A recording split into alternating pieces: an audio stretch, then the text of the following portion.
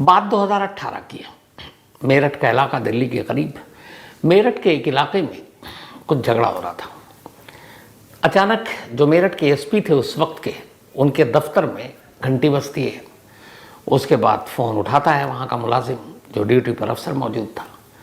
Phone करने वाला बहुत हड़बड़ाहट में और घबराया हुआ कहता है कि साहब इस फलाने इलाके में एक शख्स के ऊपर 8-10 लोग टूटे पड़े हैं और शायद वो उसको मार डालेंगे, तो आप जल्दी से पुलिस को भेज दीजिए। उधर से वो एड्रेस पूछता है, वो पता बताता है, उसके बाद फ़ोन रख देता है। वो बंदा सीधे अपने सीनियर को इन्फॉर्म करता है, बात एसपी तक जाती है। तो एसएसपी साहब फिर अपने नीचे के बताते हैं, उस लोकल थाने को इन्फॉर्म किया जाता है और कहा जाता है फ़ौरन मौका वारदात पर पहुँचो। अब आनन फानन में पुलिस की जिप्सी वहाँ पहुँच जाती है। जब पहुँचती है तो देखती है कि सच में जिसने फ़ोन करके सारी जानकारी दी वो सही था। वहाँ एक शख्स घायल हालत में पड़ा था, बुरी तरीके से घायल था। आनन फानन में पुलिस ने उसे उठाया, उसके बाद उसे अस्पताल भेज दिया। अब इधर पुलिस ने पूछताछ शुरू की। उधर बाद में उस शख्स की मौत हो गई। इधर छानबीन और तफ्तीश जारी है। छानबीन तफ्तीश जारी रही। मामला लोकल पुलिस का था। उसके बाद पुलिस ने तमाम गवाहों की लिस्ट बनाई और एक सबसे अहम गवाह, उस गवाह से पूछताछ शुरू की और फिर कहा कि तुम उस वक्त कहाँ थे। उसने बताया साहब मैं मौके पर था। तो उसने बताया कि तुमने क्या देखा। तो उसने 2 पन्ने की एक गवाही दी।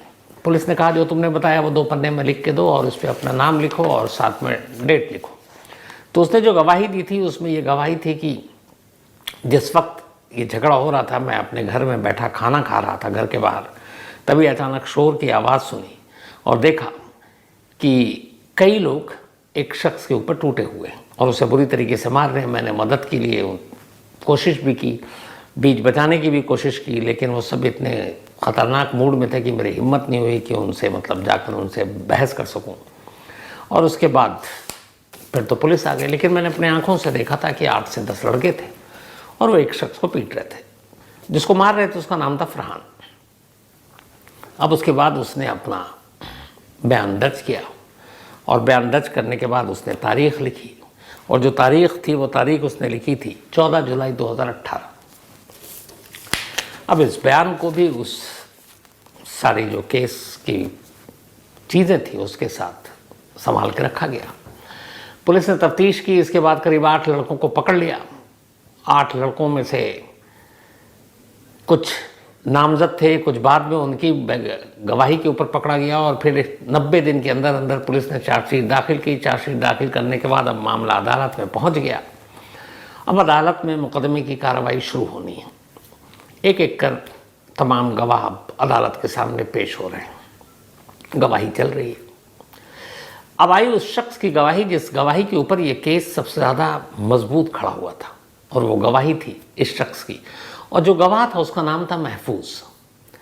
अब महफूज की गवाही इसलिए इम्पोर्टेंट थी कि जिस जगह पर 8-10 लड़कों ने कत्ल किया था वो उसके ठीक घर के सामने था और उसने अपनी आंखों से उन सबको मारते पीटते हुए देखा था और बाकायदा पुलिस को गवाही दी थी और गवाही के साथ उसने दस्तखत किए। 2 पन्ने की गवाही का पूरा नोट लिखा, तारीख लिखी।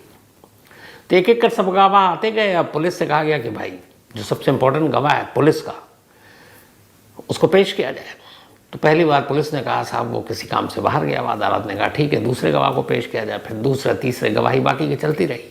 फिर घूम फिर कर कुछ वक्त बीता। अब अदालत को याद आया। अदालत ने कहा कि भाई वो आपका मेन गवाह जो कहाँ है, महफूज।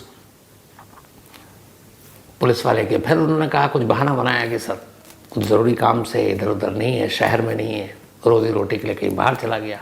अदालत ने फिर टाइम दिया, अगली तारीख दी कि भाई उसको पेश करो। अगली तारीख आई। फिर अदालत ने पूछा कहाँ है। फिर पुलिस ने कुछ बहाना बनाया। वक्त बीतता रहा। 2018 का मामला था। ये 18 के एंड में ही मुकदमे की कार्रवाई शुरू हो गई थी। उसके बाद लगभग साल बीत गया। गवाही एक एक कर पूरी हो रही है। अभी भी बहुत सारे गवाह हैं, लेकिन जो पुलिस का सबसे अहम गवाह है वो अब तक कोर्ट में पेश नहीं हो पा रहा और वो है महफूज। अब अदालत को फिर याद आया। फिर उन्होंने पुलिस से कहा कि भाई ये गवाह कहाँ है, क्योंकि जब भी कोई दलील दे तो पुलिस बहस के दौरान ये बताए, जो सरकारी वकील हों या जो फिर अक्यूज्ड के वकील थे, कि ये झूठा केस है, हमारे मौकिल को किसी ने मारते पीटते नहीं देखा। तो फिर जो सरकारी वकील हैं, पुलिस के वकील, वो दलील दें कि नहीं हमारे पास गवाह है, उसने अपनी आंखों से देखा, उसके घर के सामने ये सब कुछ हुआ। तो फिर क्रॉस एग्जामिनेशन में कहा जाए कि भैया उस गवाह को तो लाओ। अब यहीं पे पुलिस के हाथ में फूल जाएगा। फिर पुलिस कहे कि अच्छा लेकर आता हूँ। धीरे धीरे यही चलता रहा, बहानेबाजी। अब अदालत को भी गुस्सा आ गया। उन्होंने कहा यार तुम इतनी बार वक्त मांग चुके हो, ये कौन है ऐसा गवाह। फिर एक रोज जब डांट खाई पुलिस ने तो कहा उसने साहब उसने अपना घर बदल दिया और हमें उसका नया एड्रेस नहीं मिल रहा है। अदालत ने कहा ठीक है, नया एड्रेस ढूंढो और ढूंढ कर उसको लाओ। कुछ वक्त बीत गया, फिर तारीख आई, पहुंची अदालत ने पूछा भाई वो गवाह, उन्होंने कहा कि उसका कोई सुराग नहीं मिल रहा। अब इस बार जज साहब को गुस्सा आ गया। उन्होंने कहा यार हद हो गई, इंतहा हो गई, इतना टाइम हो गया, तुम्हारा सबसे इंपॉर्टेंट गवाह और तुम बहाने पे बहाना बना रहे हो, अब ये सब नहीं चलेगा। मैं उसके खिलाफ नॉन बेलेबल वारंट या फिर उसके बाद अरेस्ट वारंट जो भी होगा सब जारी करेंगे, और अगर वो नहीं आया और तुम लोगों ने कोर्ट में पेश नहीं किया तो इस केस का आईओ और उस थाने का जो इंचार्ज है इंस्पेक्टर, बोले इनकी नौकरी खा लूँगा, इनकी वर्दी उतार दूंगा। क्योंकि आप एक इम्पॉर्टेंट केस में जिस गवाह के बेस पर, जिसके इकबालिया बयान पर आपने ये पूरा केस मुकदमा खड़ा किया है, क्योंकि इकलौता चश्मदीद जिसने देखा है और अब तक मुकदमे की कार्रवाई से वही गायब है और आप हमेशा बहाना बना रहे हो, अब नहीं चलेगा। तब एक काम करो कि इस तारीख तक उसको लेकर आओ, और नहीं लाए तो मैं तुम जो पुलिस वाले हो ना, जो आईओ और ये थाने के हेड, इनके खिलाफ एक्शन लेंगे और इनको नौकरी से बर्खास्त करने की सिफारिश कर देंगे। अब अदालत के पास पावर है। इसके बाद वारंट भी जारी हो गया।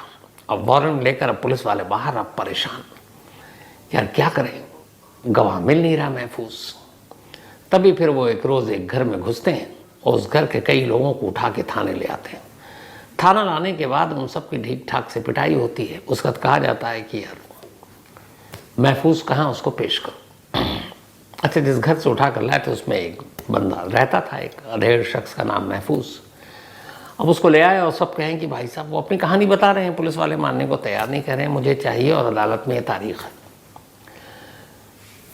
अब उनके रिश्तेदारों को पता चला कि उनके बहुत सारे रिश्तेदारों को पुलिस ने उठा रखा है। उन रिश्तेदारों ने एक वकील साहब को हायर किया और पूरी कहानी बताई कि किसी महफूज के चक्कर में हमारे रिश्तेदारों को थाने में इन्होंने बंद कर रखा है और कह रहे हैं लेकर आओ, नहीं तो तुम सब अंदर रहोगे और कुछ भी केस डाल देंगे। तो वकील ने कहा ठीक है मैं मुकदमा लड़ता हूँ। और वकील ने पूरी कहानी सुनी। वकील होशियार, उन्होंने कहा ठीक है। अब उन्होंने पता किया कि इस गवाह की गवाही की तारीख कब की लगी हुई है। पता चला कि इसी महीने की तारीख, कुछ दिन बाद की। उन्होंने कहा ठीक। अब अदालत बैठी, उस मुकदमे की कार्रवाई शुरू हुई। उसके बाद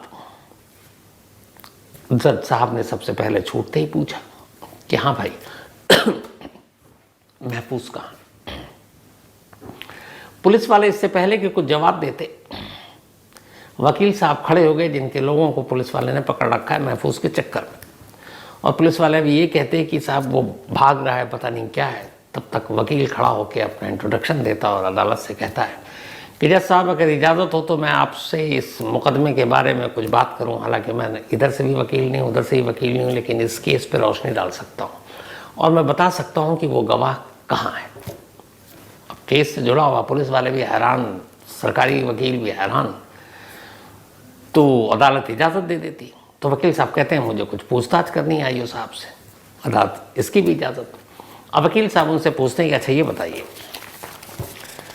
महफूज नाम का जो गवाह है उसने क्या गवाही दी थी। तो जो इंस्पेक्टर साहब हैं केस के आईओ, वो कहते हैं साहब उन्होंने ये कहा था कि उस दिन मैं अपने घर में खाना खा रहा था, बाहर शोर की आवाज़ सुनी।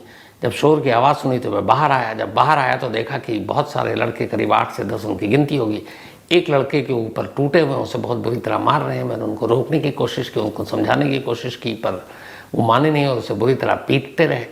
पर मेरी इतनी हिम्मत नहीं थी कि मैं जाकर बीच बचाव करूं। और उसके बाद पुलिस आ गई थी, किसी ने पुलिस को फ़ोन कर दिया, पर मैंने नहीं किया था। वकील साहब ने पूछा अदालत में कि अच्छा इंस्पेक्टर साहब, अच्छा उस वक्त वो इंस्पेक्टर नहीं, वो सब इंस्पेक्टर थे और जिन्होंने इस महफूज की गवाही को कलम बंद किया था। तो उन्होंने कहा अच्छा ये बताइए कि ये गवाही आपने खुद ली थी उस विटनेस से जो इस केस का इकलौता चश्मदीद है।